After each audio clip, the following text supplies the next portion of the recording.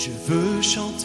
Bien-aimés dans le Seigneur, je bénis encore une fois le nom de Jésus-Christ qui nous accorde l'opportunité de nous retrouver dans cette série d'émissions que nous avons intitulée La parole de Dieu et moi. Si tu veux suivre les quelques introductions que nous avions commencées à partir du mois de juin, tu peux aller sur notre website www.gospelforall.org/ études bibliques en ligne, ou encore tu peux nous rejoindre en souscrivant sur YouTube, et là tu vas sur Gospel for All, ou encore tu peux nous suivre sur Facebook, et là tu vas sur @gospelforall12. Et mon frère, ma soeur, que l'Éternel te bénisse là où tu es, et je crois que tu es en train de profiter de ces quelques moments pour pouvoir te rétablir ou encore te communier ou encore te reconnecter avec la parole de Dieu. Et si tu n'as pas encore reçu Jésus-Christ comme Seigneur et Sauveur, c'est une opportunité que nous t'accordons, mon frère, ma soeur. Si tu veux découvrir un peu plus davantage ce que la parole de Dieu soutient, ce que le christianisme proclame, ce que le christianisme enseigne, c'est une opportunité pour toi, mon frère, ma soeur, de me rejoindre dans cette émission, La parole de Dieu et moi. Et là, tu vas encore comprendre les quelques thèmes que la parole de Dieu est en train de pouvoir nous enseigner. Et aussi, mon frère, ma soeur, ces enseignements ne sont que des introductions, comme j'ai l'habitude de le dire. Et si tu veux suivre l'entièreté de ces enseignements, tu peux nous rejoindre, souscrit. Si tu vas sur notre website, et là, tu vas sur la page les cours bibliques en ligne, tu peux t'enregistrer, tu peux faire entrer tes détails. Nous avons déjà quelques personnes qui ont commencé à s'enregistrer. Tu peux t'enregistrer sur cette page, et lorsque tu nous envoies tous les détails et aussi ton numéro de téléphone ou encore les moyens par lesquels tu voudrais que nous puissions entrer en contact avec toi, et nous le ferons avec plaisir. L'objectif que nous avons dans cette émission, La parole de Dieu et moi, c'est de pouvoir t'emmener à avoir une relation personnelle avec Jésus-Christ. Ça, c'est l'objectif que nous avons en faisant cette émission. Partout là où tu te trouves, nous savons qu'avec toutes les obligations, avec toutes les circonstances de la vie, il arrive quelquefois que nous puissions perdre de vue que nous avons avec nous une arme qui nous aide à pouvoir résoudre nos problèmes. Nous avons avec nous un manuel qui nous aide à pouvoir trouver des solutions à nos problèmes, que ce soit des solutions sur le plan marital, que ce soit des solutions sur le plan social, que ce soit des problèmes que nous avons sur le plan communautaire. Lorsque nous cherchons la solution dans ce livre merveilleux que nous appelons la Bible, mon frère, ma soeur, nous trouvons une réponse qui est permanente aux situations que nous sommes en train de vivre. Si tu es malade, ou si tu es en train d'expérimenter des stress dans ta vie, des anxiétés dans ta vie, des angoisses, ou si tu as des problèmes, jusqu'aujourd'hui tu n'as pas trouvé de solution, nous voulons t'emmener à pouvoir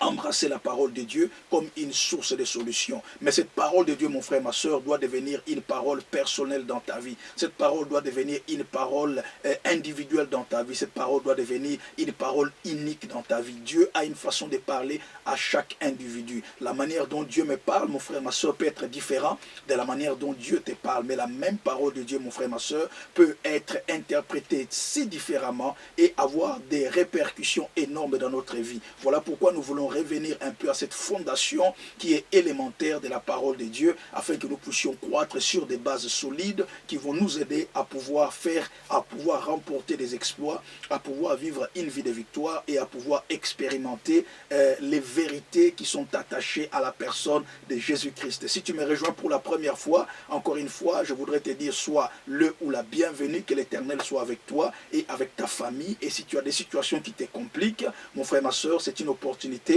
à pouvoir te connecter avec nous. Tu peux nous envoyer des messages en allant sur notre page Facebook, ou encore sur YouTube, ou encore en allant directement sur notre page internet. Et là, mon frère, ma soeur, qui s'affiche aussi sur l'écran, tu auras toutes les informations que tu désires, et ensemble, bâtissons ce royaume merveilleux où Jésus-Christ est Seigneur et Roi. Que l'Éternel te bénisse. Et aujourd'hui, mon frère, ma soeur, sans perdre de temps, je voudrais continuer encore sur la série des introductions. Et si tu veux suivre l'entièreté, comme je l'ai dit, rejoins-nous pour un cours complet des enseignements bibliques afin d'être bâti. Si tu es un chrétien, ou si tu veux rejoindre la foi chrétienne aujourd'hui, c'est une opportunité que nous t'apportons. Et là, nous t'enverrons tous les manuels que tu désires afin de pouvoir jouir de cette vie chrétienne dans laquelle tu t'es engagé avec ton esprit, avec ton cœur et avec la foi en Jésus-Christ. Aujourd'hui, nous allons parler de cette troisième leçon.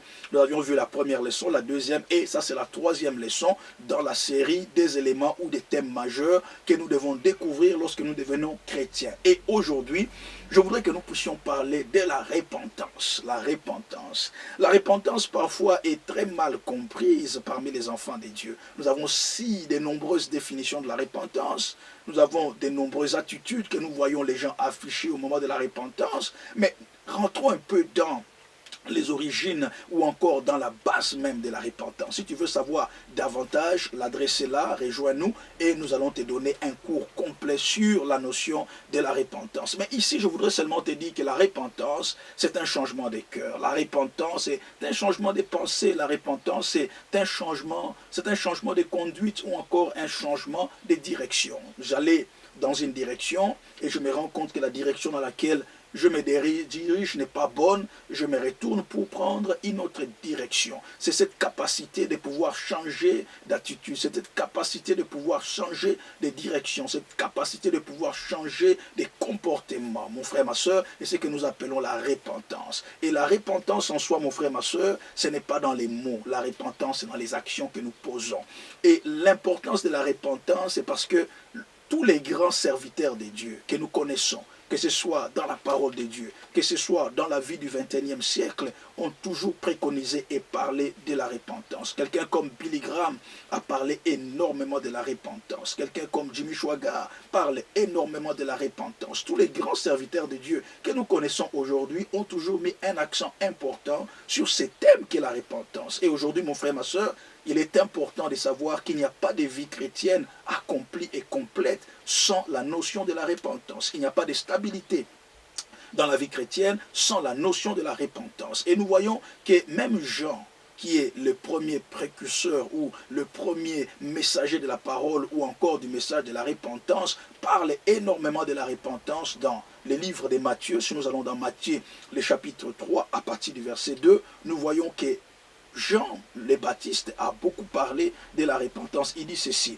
il dit « Repentez-vous car le royaume des cieux est proche ». Repentez-vous car le royaume des cieux est proche. Nous voyons encore ici, il y a une relation intrinsèque, il y a une relation intime entre le royaume de Dieu et la notion de la repentance. La repentance apparaît un peu comme la porte qui nous permet d'accéder au royaume des cieux. Voilà pourquoi, mon frère, ma soeur, il est important partout là où tu te trouves, quelle que soit la dénomination dans laquelle tu adores, la dénomination dans laquelle tu es en train d'évoluer, il est important que la notion de la repentance soit enseignée à tout moment, quel que soit les niveaux spirituels que nous atteignons, nous avons besoin de nous rappeler qu'il y a une relation intrinsèque, une relation profonde entre la repentance et le royaume des cieux. Jésus-Christ vient avec le même message. Lorsque nous allons dans Marc 6, le verset 12, la Bible nous dit ceci, lorsque Jésus-Christ vient, la Bible dit, ils partirent et ils prêchèrent la repentance. Nous voyons ici Jésus-Christ aussi encourage de parler de la repentance. C'est important que nous puissions revenir. Beaucoup de gens disent que la repentance c'est un message passé, c'est un message de l'Ancien Testament. Non, c'est un message du Nouveau Testament. Tous les grands serviteurs qui ont commencé l'œuvre de Dieu ont toujours commencé par affirmer l'importance de la repentance. Voilà pourquoi il est important de pouvoir parler de la repentance. Et aussi les apôtres ont fait de même. Dans Actes des apôtres, le chapitre 2, à partir du verset 38, nous voyons encore ici Pierre, le premier message qu'il prêche lorsque le Saint-Esprit est descendu, c'est les messages de la repentance encore une fois. Dans Actes des apôtres 2, 38, la Bible nous dit ceci. Si tu as ta Bible, tu peux me suivre ou encore tu peux lire sur l'écran. À partir du verset 38, la Bible dit ceci. Et après avoir entendu ces discours, ils eurent les cœurs vivement touchés. Ils dirent à Pierre et aux autres apôtres, « Hommes, frères, que ferons-nous » Pierre leur dit, « Repentez-vous et que chacun de vous soit baptisé au nom de Jésus-Christ pour le pardon de vos péchés et vous recevrez les dons du Saint-Esprit. » Alléluia. Donc nous voyons encore une fois que la repentance est comme la grande porte de la vie chrétienne. Toute personne qui veut jouir de toutes les bénédictions, qui veut voir les progrès ou la manifestation des différents processus dans la vie chrétienne a besoin de commencer par la repentance. Et ici, nous voyons clairement encore une fois, Pierre dit, si vous voulez profiter de toutes les bénédictions, si vous voulez avoir part aux promesses divines, vous devez d'abord accepter la repentance. Repentez-vous et premièrement, ensuite, soyez baptisés afin que vous puissiez recevoir le pardon de vos péchés et recevoir le Saint-Esprit. Donc le pardon des péchés, le Saint-Esprit ne vient pas dans la vie d'un chrétien sans au départ la notion de la repentance. Il est important de comprendre que la repentance est nécessaire, mon frère, ma soeur. Et chaque jour de notre vie, nous vivons une vie de repentance à cause de l'importance que cette attitude doit avoir dans notre vie. Et la repentance, mon frère, ma soeur, touche les trois dimensions de l'être humain. Les trois dimensions de l'être humain. Et lorsque nous parlons de trois dimensions de l'être humain, nous voyons cela dans Actes, le chapitre 2, le verset 37, là où il dit, après avoir entendu ces discours, ils eurent les cœurs vivement touchés. Les cœurs vivement touchés. La repentance touche les cœurs. La repentance touche l'intelligence. La repentance touche l'émotion et la repentance touche la volonté. Ces trois domaines sont des domaines qui sont, comme je peux dire, la cible même de la repentance. Lorsque les messages de la repentance entrent dans la vie d'une personne, automatiquement, cette repentance va toucher les éléments clés du cœur, qui sont l'intelligence, qui sont l'émotion et qui sont la volonté. Il n'y a pas de vraie repentance lorsque ces trois dimensions ne sont pas touchées. On peut avoir un cœur repentant, on peut avoir une émotion repentante, mais on n'a pas une intelligence et une volonté repentante. Toutes ces choses, mon frère, ma soeur, nous les élaborons dans l'entièreté de cet enseignement sur la repentance. Donc la repentance, mon frère, ma soeur, ce n'est pas dans les paroles, mais la repentance, c'est dans les actions. Et quand nous parlons d'action, il y a une histoire intéressante dans la Bible que nous pouvons voir ensemble dans le livre de Luc. Si nous allons dans le livre de Luc, le chapitre 15, à partir du verset 17 à 22. Là, nous voyons un exemple propre de la repentance. La Bible dit, l'enfant prodigue étant entré en lui-même, il s'est dit, combien de mercenaires chez mon père ont du pain en abondance, et moi ici, je meurs de faim. Je me lèverai, j'irai vers mon père, et je lui dirai, mon père, j'ai péché contre les cieux et contre toi. Je ne suis plus digne d'être appelé ton fils. Traite-moi comme l'un de tes mercenaires. Et il se leva et alla vers son père. Comme il était encore au loin, son père le vit et fut ému de compassion. Il courut, se jeta à son cou et le baisa. Le fils lui dit, mon père, j'ai péché contre les cieux et contre toi, je ne suis plus digne d'être appelé ton fils. Mais le père dit à ses serviteurs, apportez vite la plus belle robe et l'en revêtez. Mettez-lui un anneau au doigt et des souliers aux pieds. La réalité de la repentance. Chaque fois, je l'ai dit, que la repentance, ce n'est pas dans les paroles. La repentance, ce n'est pas un mot vain que l'on utilise à tout moment sans que cela puisse amener une transformation sur le plan intellectuel, une transformation sur le plan émotionnel et une transformation sur le plan de la volonté. Il faut que ces choses soient transformées. L'enfant prodigue, non seulement il a compris, mais en même temps, il a pris la décision de pouvoir aller, même si cela fera mal, même si c'est une humiliation, même si c'est un échec de sa vie, mais il a compris qu'il devait retourner. Il était dans la mauvaise direction. Il allait dans la mauvaise direction. Et si tu m'écoutes aujourd'hui, mon frère, ma soeur, il y a des endroits où peut-être tu es en train d'aller, mais ce n'est pas là où Dieu veut que tu sois. Et ta conscience, lorsque tu écoutes cette parole, te dit, retourne d'où tu viens. Rentre en arrière, ne prends pas cette décision. Ne va pas vers cet endroit où tu es en train de partir. Ne pose pas cet acte, parce que si tu poses cet acte, ça va détruire ta vie, ça va détruire tes relations, ça va détruire tout ce que tu as. Reviens, rentre un peu en arrière, mon frère, ma soeur. Même si cela touche à ton égocentrisme, même si cela touche à ta façon de pouvoir te voir par rapport à tous les autres, mais la repentance amène l'humilité. La repentance t'emmène à l'humilité. La repentance te fait comprendre que tu n'es pas absolu, que tu n'es pas toujours correct. Il arrive des moments que tu fasses des erreurs. Et la parole de Dieu vient pour te ramener sur le droit chemin. Voilà pourquoi la première notion en tant que chrétien, c'est d'accepter chaque jour le message de la repentance. Nous, aujourd'hui chrétiens, nous sommes devenus tellement orgueilleux. Nous croyons parce que Dieu nous parle, parce que nous connaissons la parole de Dieu, parce que nous faisons tout ce que nous devons faire dans l'église, parce que nous voyons des bénédictions dans nos vies, que le message de la repentance n'est plus un message qui est conductif et qui est positif dans notre vie. Quelle que soit la dimension que tu atteins, mon frère, ma soeur, nous faisons tous des erreurs et nous avons besoin de pouvoir écouter ces messages et revenir comme l'enfant prodigue vers le Seigneur. Lorsque les choses sont difficiles pour toi, tu forces et ça ne va pas, tu fais tout, ça ne va pas, rends-toi compte peut-être que Dieu est en train de te dire, tu es en train d'aller vers la mauvaise direction. Reviens. Reviens, mon frère, ma soeur. Ce n'est pas toujours important de pouvoir insister sur sa propre volonté. Il n'est pas toujours bon de continuer toujours à forcer, même lorsqu'on sait que nous sommes en train d'aller vers la mauvaise direction. Il est quelquefois important de pouvoir être humilié. L'humiliation, quelquefois, amène la gloire. L'humiliation dans le Seigneur amène toujours quelque chose de positif. L'enfant prodigue a compris cela. S'il ne s'était pas humilié, il n'aurait pas été relevé comme le Père l'a fait. Le Père a vu l'humilité dans son cœur. Et le Père a pardonné ses péchés. Et le Père l'a redonné la position qu'il avait perdue. À cause de quoi? De la repentance. Voilà pourquoi il est important que la repentance touche ton intelligence, que la repentance touche ton émotion et que la repentance touche ta volonté.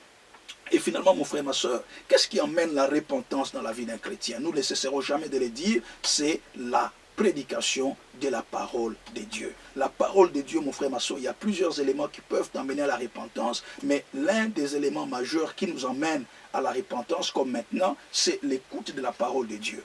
Dans Matthieu, le chapitre 12 au verset 41, la Bible dit ceci, « Les hommes de Ninive s'élèveront au jour du jugement avec cette génération, et la condamneront, parce qu'ils se repentirent à la prédication de Jonas, et voici, il y a ici plus que Jonas. » Mon frère, ma soeur, si une cité entière, une ville entière, de plus de 4 millions d'habitants, lorsqu'ils ont entendu un homme qui n'était même pas de leur race, cet homme n'était même pas juif, mais cet homme était l'ennemi même de leur nation.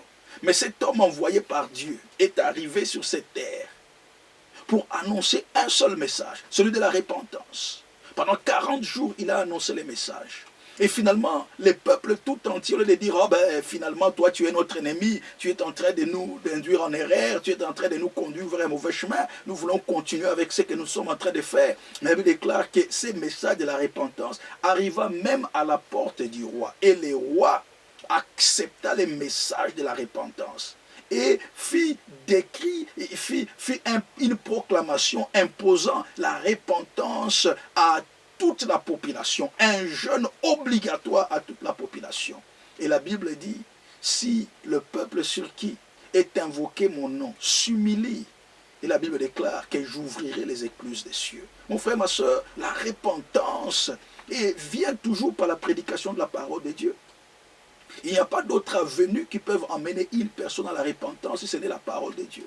La parole de Dieu a cette capacité de briser les cœurs. Si tu vis avec une personne qui est difficile, mon frère, ma soeur, exerce-toi chaque jour à lire la parole de Dieu. Lorsque tu as des enfants qui ont cette difficulté à pouvoir suivre les instructions et aller dans la mauvaise direction, impose la parole de Dieu dans la maison. La Bible dit, la parole de Dieu était constamment prêchée à Ninive jusqu'à ce que tout le monde a entendu cette parole. Et la Bible dit que Ninive se lèvera en jugement. Et cette génération, c'est la génération que nous vivons aujourd'hui. Nous sommes devenus tellement sourds à la parole de la repentance. Nous sommes devenus, comment je peux dire, insensibles à la parole de la repentance. Tout simplement parce que nous avons perdu la signification majeure de la repentance, qui est la clé pour nous faire entrer dans le royaume des cieux, qui est la clé pour amener les pardons dans notre vie, et la clé pour la manifestation de la puissance du Saint-Esprit dans notre vie. Le deuxième élément, mon frère, ma soeur, c'est la vanité de la vie. Quelquefois, la vanité de la vie, lorsque on commence à se rendre compte que tout ce qu'on a dans la vie, on commence à perdre l'argent, on commence à perdre les relations, on n'a plus rien. C'est-à-dire, on a vécu une vie de fanfare, on a vécu une vie de joie. Tout était en rose, on était entouré de toutes les anses du monde, de toutes les gloires du monde. Mais lorsqu'on arrive à un certain moment où les difficultés que nous traversons nous amènent maintenant à réaliser que tout ce que nous avions vécu, tout ce que nous avons ne peut pas être la solution à nos problèmes. C'est quelquefois ce réveil intérieur peut nous emmener à la repentance. Et nous voyons ça dans les livres d'Ecclésiaste. Les livres d'Ecclésiaste, chapitre 2, le verset 11. Et puis c'est Salomon qui parle, dit, puis j'ai considéré tous les ouvrages que mes mains avaient faits et la peine que j'avais pris à les exécuter. Et voici, tout est vanité et poursuite du vent.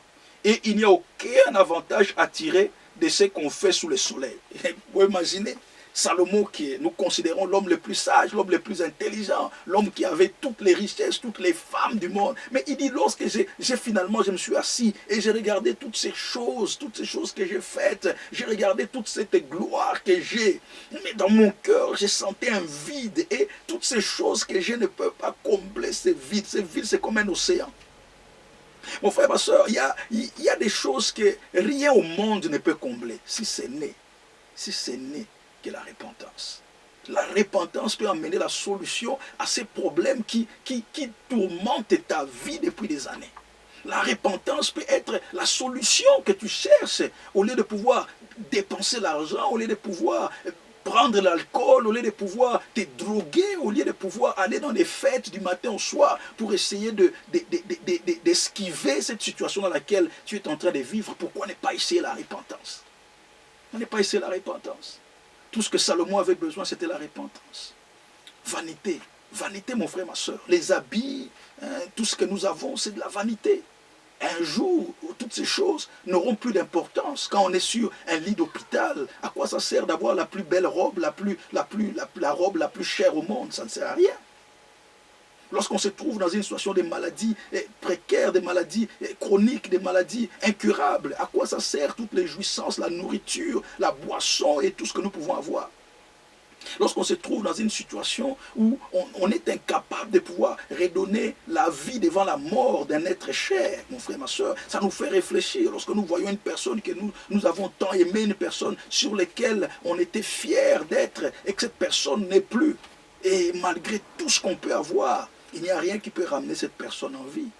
Ce sont des éléments qui nous emmènent quelquefois, bien que ce soit des éléments qui font mal, bien que ce soit des éléments qui touchent à notre émotion, mais Dieu quelquefois utilise les situations de la vie pour nous ramener à la repentance. Lorsque nous refusons d'écouter la parole, Dieu utilise les événements de la vie pour nous ramener à la raison. Quelquefois, lorsque nous n'avons plus de moyens matériels, lorsque les amis que nous avions tout autour de nous, cette ceinture de joie, se retire, plus personne ne veut être avec nous, les gens nous abandonnent malgré tout ce que nous avons fait pour eux. C'est aussi un moyen, un signal que Dieu utilise pour te dire que mon frère, ma soeur, tu dois arriver à la repentance. Voici mon frère, ma soeur, je vais m'arrêter là et je voudrais vraiment t'inviter partout là où tu es. Si tu es intéressé à pouvoir suivre ces enseignements, nous avons déjà quelques personnes qui s'inscrivent et bientôt nous allons commencer la série d'enseignements complète sur l'étude biblique avec les différents thèmes. Il y a tellement beaucoup de choses à dire, mais je voudrais, mon frère, ma soeur, si ton cœur est touché comme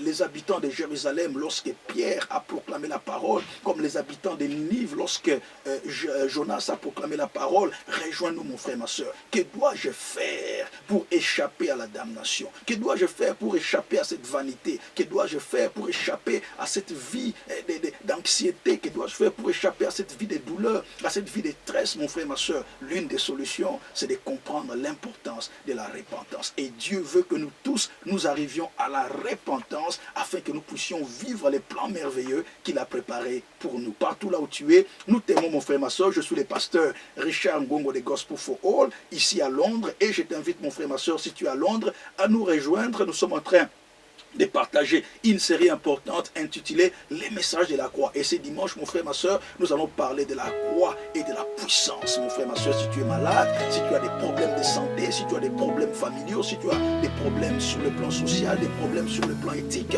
nous t'appelons, mon frère, à nous rejoindre. Et en ce jour, mon frère, ma soeur, nous allons briser les situations qui se sont levées dans ta vie. Et Jésus-Christ sera élevé et sa gloire va entrer dans ta maison. Et la Bible dit que là où il y a la gloire de Dieu, que tout s'écrie, gloire, gloire, gloire au Seigneur. Nous t'aimons là où tu es, mon frère, ma soeur. Sois béni, mon frère, ma soeur. Et si tu as des problèmes qui te tourmentent, nous voulons te dire que nous prions pour toi chaque jour, que la grâce de Dieu abonde dans ta vie, les bénédictions de Dieu viennent dans ta vie. Nous t'aimons, mon frère, ma soeur, que la gloire de Jésus-Christ réside avec toi. Dans le nom de Jésus-Christ, nous avons prié et nous disons, Jésus-Christ est Seigneur. Amen.